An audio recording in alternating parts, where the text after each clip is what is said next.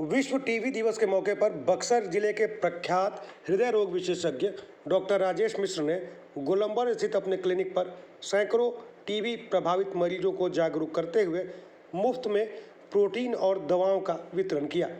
इस दौरान उन्होंने कहा कि जागरूकता ही हर बीमारी का सबसे प्रभावी इलाज है। इसी संदेश को आगे बढ़ाने के उद्देश्य से उन्होंने सभी से अपील की कि वह अपने परिवार और समाज में टीबी के प्रति जागरूकता फैलाने का काम करें।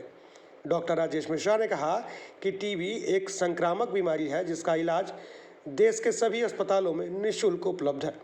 उन्होंने बताया कि यदि घर के किसी सदस्य को टीबी है तो यह आसानी से अन्य लोगों में फैल सकती है। इससे बचाव के लिए रोगी को घर में मास्क पहनना चाहिए और डॉक्टर के द्वारा दी गई दवाओं का भी नियमित रूप से सेवन करना चाहिए। उन्होंने कहा कि समय समय पर बलगम की जांच भी कराना इस रोग में आवश्यक है। रोगियों को जागरूकता का संदेश देते हुए उन्होंने क्या कुछ कहा, आइए सुनते हैं। जो मोदी जी ने सरकारी योजनाओं के साथ टीबी के उन्मूलन के प्रति बहुत तेजी से आगे बढ़ रहे हैं, उसके बारे में लोगों को बताया। इससे पहले क्या होता था कि टीबी के लिए एक निक्षय पोषण योजना है, उसकी जो राशि है उसको मोदी जी के सरकार ने दुगना बढ़ाया मरीजों के लिए, ताकि वो जागरूक हों और उस टीबी की वजह से जो उनकी इम्यूनिटी कम होती है, अपने खान पान का भी ध्यान रखें उन पैसों से। और दवाएं तो मुफ्त में दी ही जा रही हैं। साथ ही साथ जो मैंने लोगों को ये भी बताया कि कैसे पहले टीबी की संख्या बहुत ज़्यादा होती थी, अब उसमें कमी आई है। पहले मतलब कि 2015 से 2023 का जो आंकड़ा है उसके मुताबिक टीबी के जो केसेस थे पहले 237 प्रति लाख, आज के समय में वो घट के 219 प्रति लाख। मौतों की भी आंकड़ों में बहुत कमी आई है जो टीबी की वजह से होती है।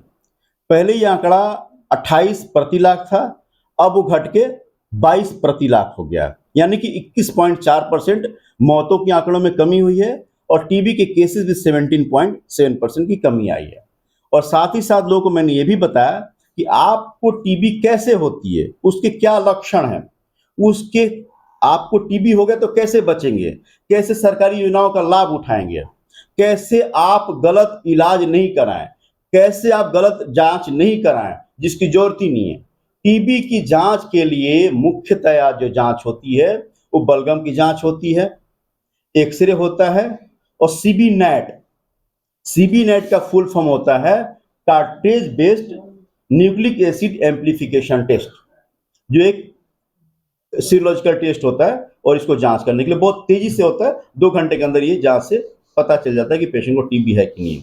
और साथ ही साथ लक्षणों की पहचान, टीबी का इलाज करने से पहले टीबी के लक्षण और साथ साथ जांच का कोरिलेशन होना चाहिए। यदि टीबी के डायग्नोसिस हो गई है तो टीबी की दवाइयां लंबी चलती है। एक इन्फेक्शन है, बैक्टीरियल इन्फेक्शन है, बहुत घबराना नहीं है। टीबी यदि किसी को हो गया तो उन मरीजों को खास ध्यान रखना, अपना भी और आसपास के लोगों को भी। कैसे? वो कहीं खुले में थूक नहीं फेंकें, वॉश बेसिन में उसको पानी से बहला दें या नाले के किनारे थूकें, क्योंकि वो ड्राई होकर किसी और को भी प्रभावित करेगा। एरोसोल में आएगा तो हम सबको भी टीबी का कर सकता है, संक्रमित कर सकता है। साथ ही साथ अपने खान पान पे ध्यान देना है। टीबी के मरीजों को प्रोटीन डाइट ज्यादा खानी है। वेजिटेरियन को पनीर, छेना, आपको दाल वाली चीजें खूब खानी है। और साथ ही साथ सिट्रस फ्रूट्स होता है, जैसे कि आपका संतरा हुआ, मौसमी हुआ, कीवी हुआ, आंवला हुआ, ये सब आप सेवन भरपूर मात्रा में कर सकते हैं। और जो सीजनल फ्रूट्स हैं बाकी वो खाइए आप। ड्राई फ्रूट्स का इस्तेमाल कर सकते हैं, बादाम, पिस्ता, काजू, अखरोट। और साथ ही साथ अनाज का समय पे सेवन करना बहुत जरूरी है। ये भी मैंने बताया कि टीबी की दवाइयों से कभी कभी ड्रग इंड्यूस्ड हेपेटाइटिस हो जाता है, क्योंकि उन चीजों पे मैंने फोकस किया जिससे लोग वाकिफ नहीं है, परिचित नहीं है। तो टीबी की दवाइयां इससे क्या होती है ये बताना क्यों जरूरी था मुझे, क्योंकि कई बार मरीज टीबी की दवाई शुरू कर देते हैं, उनको थोड़े टाइम बाद जॉन्डिस होता है, वो दवाई खुद से बंद कर देते हैं। यार वो दवाई से तो हमारा नुकसान हो गया, हम कैसे चलाएं। नहीं, वो स्वाभाविक तौर पे ड्रग इंड्यूस्ड टीबी हेपेटाइटिस हो जाता है टीबी की दवाइयों से। ऐसा हो तो संपर्क करें फिजिशियन को, जिनको आप दिखाते हो उनको बताइए कि सर दवाइयाँ खाना शुरू किया, तब से मुझे ये दिक्कतें आने लगी है। तो दवाई का डोज थोड़ा रिएडजस्ट होता है और साथ ही कुछ हेपेटाइटिस के लिए दवाइयाँ दी जाती है। तो विस्तार से मैंने चर्चा किया और मैं लगातार करता रहा हूँ।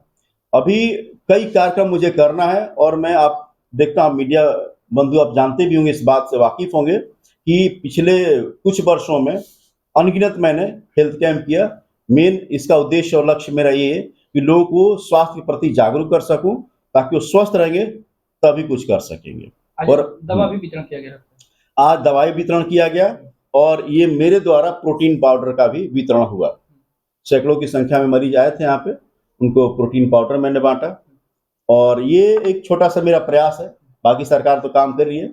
मुझे ऐसे छोटे छोटे प्रयास लोग करते रहें तो गरीबों का भला होगा, आम जनता का भला होगा, उनके बारे में कोई सोच सकेगा। और ये एक प्रोटीन पाउडर से क्या होगा, हाँ एक प्रयास किया था कि लोग जागरूक हों, समझे इस बात को। समय समय पर आपके द्वारा जिस तरीके से समाज के कार्य किए जा रहे हैं एक चिकित्सक होने के साथ साथ, तो ऐसे में लोग भी इसका राजनीतिक मायने निकाल रहे हैं। क्योंकि चुनाव होने वाला है तो लोगों का कहना है कि राजेश मिश्रा चुनाव में आएंगे क्या, इस तरह से सामाजिक कार्यों में बढ़ चढ़ के हिस्सा ले रहे हैं। इसका राजनीतिक कोई मायने नहीं है, हम बताते हैं। अभी आप देखते होंगे, अभी मीडिया कवर भी करते होंगे आप, कुछ समय पहले मैं हमेशा से बोलता रहा हूँ और आप इसके गवाह हैं, आप लोग इसके साक्षी हैं कि जब मैंने आवाज उठाना शुरू किया बक्सर के लिए, पहले लोग क्या बोलते थे, बक्सर को काशी बनाना है।